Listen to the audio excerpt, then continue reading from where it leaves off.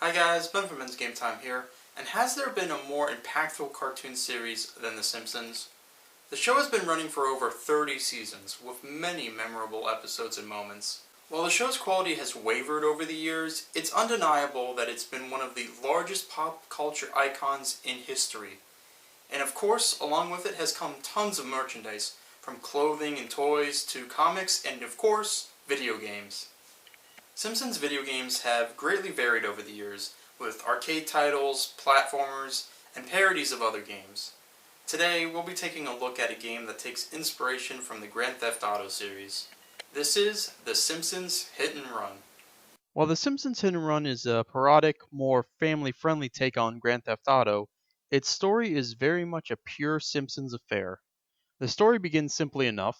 A new soda called Buzz Cola gets released in Springfield, and of course, Homer wants some. Why soda and not a new Duff beer, even though there are references to Duff beer in the game? I don't know, just go with it. At the same time, Bart is trying to get his hands on Bone Storm 2, but the game sold out.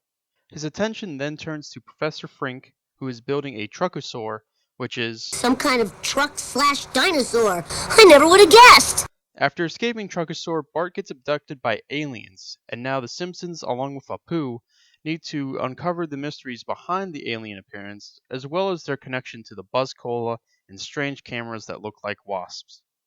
As it turns out, Kang and Kodos are the ones releasing the cola as a mind control agent, and the Wasp cameras film a reality show starring the people of Springfield, which South Park did it. This all culminates in the cola being leaked into the town's water supply, and zombies rise from the dead as Homer tries to fend off the alien invasion. While the story kind of runs off the rails as the game goes on, it has the over the top vibes that some Treehouse of Horror episodes have, and still has a level of charm to it that makes it enjoyable. However, it's the gameplay that really shines.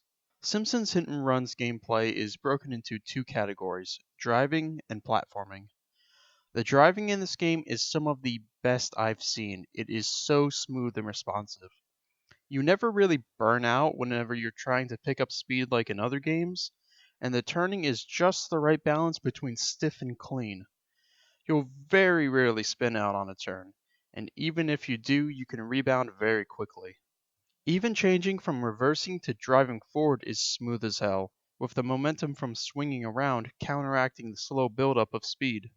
The cars can feel a little floaty at times, especially off jumps and when the car decides to go on two wheels, but for the most part, driving is very solid. As for the platforming, it's fairly standard stuff. You can double jump, and you have a kick attack that also doubles as a jump kick and a ground pound. Platforming based challenges are a little limited, only showing up in a few moments and missions, but give a nice change of pace from the driving. My only complaint with the platforming is that even the walking speed can sometimes be too much for some platforming segments. A few times the platforms are very narrow, and this paired with a finicky camera can cause you to fall off. Moments like this made me walk in small bursts and just wish either the platforms were wider or a slower walk was available. As the game's title suggests, you'll be running your car into stuff over and over again, i.e., hit and run. And this is the main mechanic of this game. The levels in this game are loaded with destructible objects to run into. Pretty much everything can be run into: trees, stop signs, streetlights, and much more. Whenever you run over one of these objects, you are rewarded with coins, which are used to purchase new vehicles and character costumes, of which there are 3 in each level. The objects that give you the most coins are the Buzz Cola boxes, vending machines, and the Wasp cameras, which are one of the only enemies in the game. The Wasp cameras are able to shoot an electric blast at you, and if it hits you, you drop some coins, which isn't a terrible setback. Each level has 20 of these guys, and between them and the boxes and vending machines, you should easily get all the coins you need. However, destroying too many objects will cause the hit and run meter to gradually fill up. The meter will increase if you hit most destructible objects, other cars, and especially pedestrians. If the meter fills all the way, you will be chased by the police, the game's other major enemy, who will try to ram into you to get you to stop. If you are stopped for too long, then you will be busted, which will cost you 50 coins. I like this mechanic a lot, as the added obstacle of the cop car is incentive enough to want to avoid a hit and run, but the punishment for getting caught isn't so severe that it's the end of the world. You won't fail a mission that you're on if you get busted. It's just a slap on the wrist, but it's effective. The other thing you need to worry about when running into stuff is the damage your own vehicle is taking. Most objects you run into will cause some damage, and your vehicle will show this damage with dents, open doors and trunks, and smoke that goes from light gray to black. When your vehicle loses all of its health, it explodes and you drop coins, but you can recover some if you're quick enough. You can avoid losing your vehicle by picking up these yellow wrenches that completely fix your ride, but if you do lose your vehicle, you can get it back from a phone booth, a place where you can pick up any vehicle you have unlocked for free, but you'll pay a small fee to retrieve a destroyed vehicle. The game is broken up into 7 levels, each with 7 missions. The missions vary in objective, including races, following another vehicle, destroying vehicles, and collecting things either out in the open or from hitting another vehicle. The game does a great job of keeping things fresh, having each level feature a healthy mix of missions. Plenty of missions, especially later in the game, combine different objectives into a single mission, making for a test of a variety of skills. In a single mission, you can go from a race to a time trial to an escape, and so on. Some missions will also require you to use a specific vehicle or outfit, making coin collecting important to completing the story. One thing I love about this game is that the game's difficulty has a fair and gradual increase throughout the game. As you get better and faster vehicles, the time limits on missions get tighter as well, but the challenge never feels unfair. The game is filled with shortcuts, typically marked by these Krusty the Clown glass panes. Knowledge and use of these shortcuts is important to doing well, especially in later levels. It's the kind of game that takes some practice on a first playthrough, but rewards players that take the time to learn the optimal routes and find as many shortcuts as possible. Oftentimes, you'll be able to chain different shortcuts together, which helps greatly in some missions. Take this one in the first level, for example. Just left of the Simpsons house is a house you can drive through, and to the left of this glass pane is a park you can drive through with another shortcut to the Quickie Mart, and past that is yet another shortcut by driving up the ladder of this fire truck. 3 shortcuts that are effective on their own, but combined makes a very powerful sequence of shortcuts that can help out a ton on some missions. The game also gets more challenging through the hit and run mechanic and the wasp cameras. Later levels will release 2 cop cars instead of 1 on a hit and run, and the wasp cameras evolve to shooting 3 blasts, gain a shield, then shoot 5 blasts with the shield, and overall become more evasive. Besides the main story missions, the levels in this game have a bunch of other things to do. Each level has an additional bonus mission in it that are more challenging than the story missions, but reward a new vehicle upon completion. Some good vehicles are hidden behind these missions, and are very much worth completing. Each level also contains 3 races, and when all of them are completed in a level, you get another vehicle. The races break down into 3 categories: solo time trials on a small course, a lap race against a few AI drivers, and finally a larger, more open circuit race to a finish line. The races and the bonus missions are the most difficult tasks in the game, and some can feel like difficulty spikes if you're not properly prepared.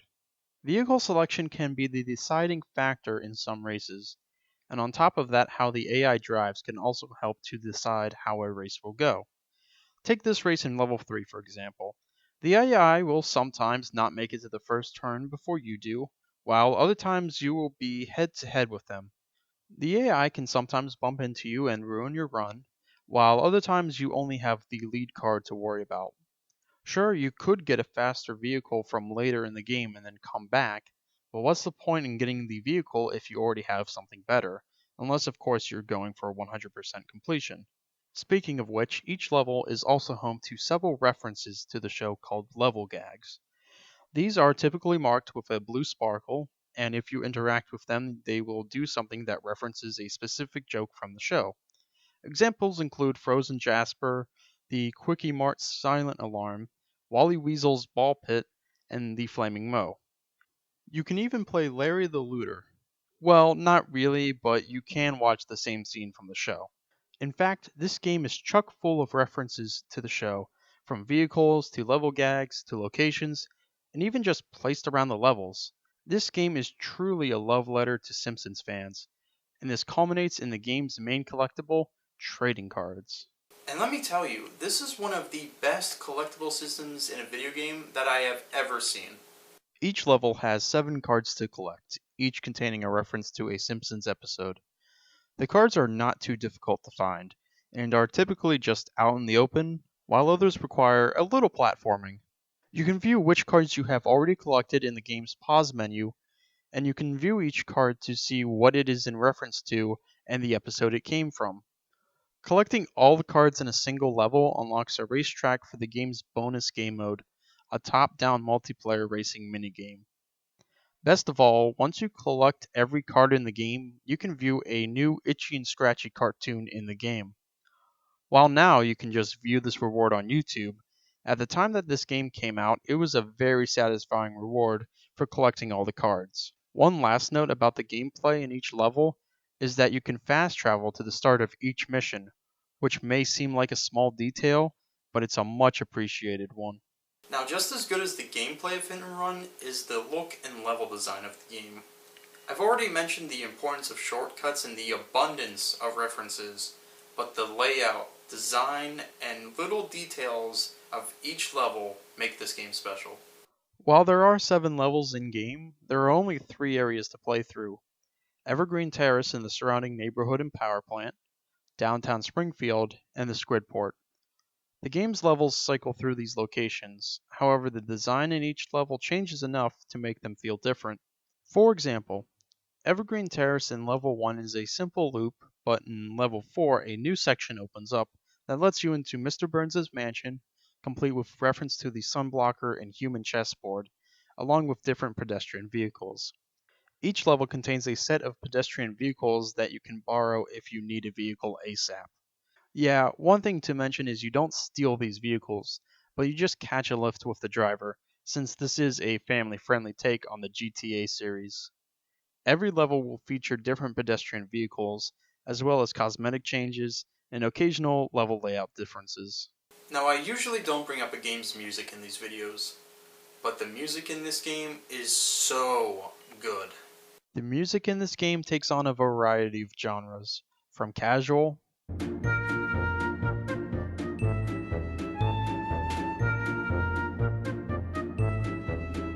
to rock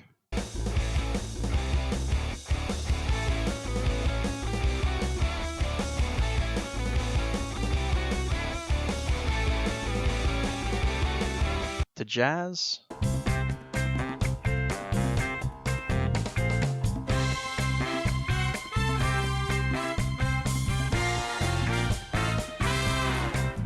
to smooth.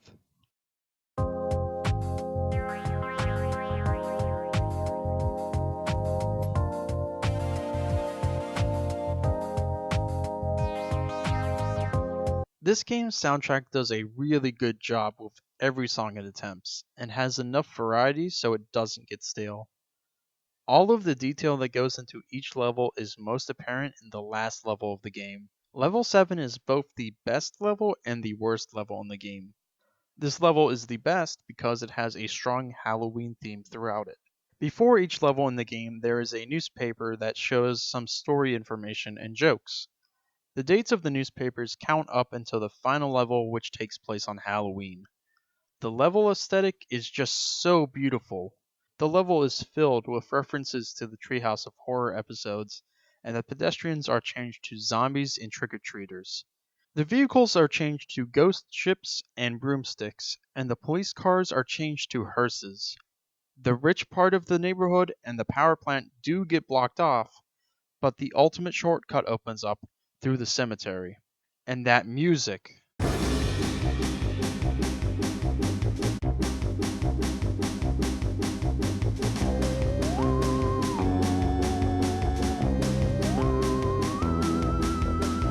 It is quite possibly the best song in the game. Sadly, from a gameplay perspective, it is the weakest in the game. The level contains a UFO behind the school, which can abduct vehicles through its tractor beam. As it turns out, the alien's weakness is nuclear waste. So to stop the invasion, you need to take nuclear waste barrels to the UFO.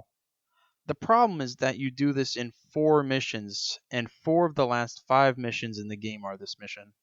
The other mission in this group is to get to the power plant and traverse the most challenging but most fun platforming segment up to Mr. Burns' office in order to get a map to the nuclear waste barrels. And even after you get the map, all the barrels get collected from the power plant, so the map is pretty much useless. The only things that change between these missions are the vehicle you drive and the other tasks sprinkled in between collecting the barrel and taking it to the school. It's just a low note to end on, which is a shame because the rest of the game is a blast to play. One last minor complaint about the game is that the character voice lines play a little too much. Lines often get played one after another or repeat too much. This happens mostly when you are running into stuff, one of the most important things you do in the game, but it doesn't hinder the rest of the game too much, it's just a small annoyance. Simpsons Hit Run is great all around. The gameplay is fantastic, the controls are very responsive, the difficulty has a nice arc to it, and the card collectibles are one of the best collectible systems that I have ever seen. While it is a family-friendly Grand Theft Auto, just labeling it as that undermines all the other great things this game does. It manages to balance racing and platforming genres into a single, well-made game, as well as a great Simpsons product. That's the thing, it's a licensed game that is actually good, which is pretty rare.